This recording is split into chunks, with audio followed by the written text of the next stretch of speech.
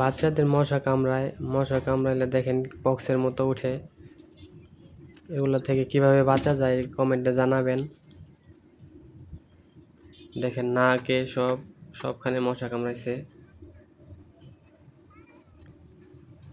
ঠিক মতো খেতে পারে না, তাও মাশাআল্লাহ পেটে অনেক খাবার আছে। এরপরে নিচে দেখবো, মাশাআল্লাহ নিচে ডিম আছে।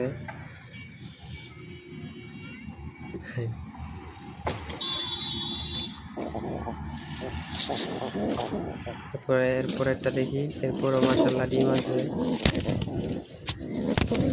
এটা হয়তো কিছুদিনের ভিতরে ডিম ফেটে বাচ্চা বের হবে। এরপরে দেখি, এরপরে নিচে এটা মনে হয় শিগগির ডিম দিয়ে দিবে।